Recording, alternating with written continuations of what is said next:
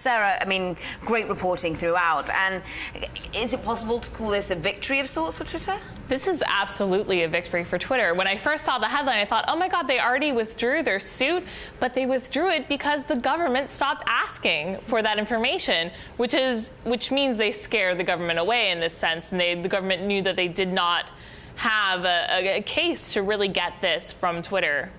However, talk to us about some of the background to all of this, because Twitter this time was taking the government head on. Quite fascinating, considering how much Donald Trump has helped drive the agenda of Twitter in many ways. But sometimes they cooperate.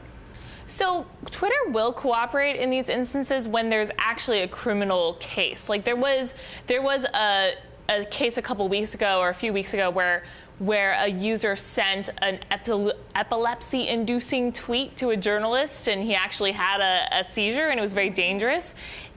Twitter gave the government information about that user and that he was arrested. So in those cases, Twitter will help, and they actually provide a transparency report on their website of all the government requests they've gotten around the world and all the times they've actually acted on them.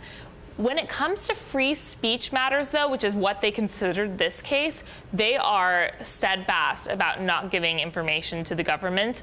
And in fact, Twitter's actually been shut down in countries at times when they've refused to give information, and they're not afraid to go to court.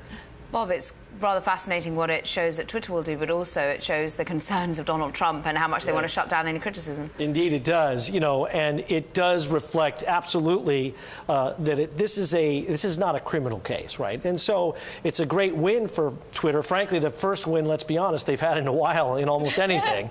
So it's good news for them, and it shows that they're willing to stand up to a certain level of what should be acceptable. And I think that's great. And I think they need to do that. That reflects an independence that they need to maintain if they're going to maintain, their view of being this platform where a lot of discussion can occur. Because if they didn't, and given how much Trump has been using Twitter, I think that would reflect rather poorly on them. So I think this was very critical for them to turn this one around.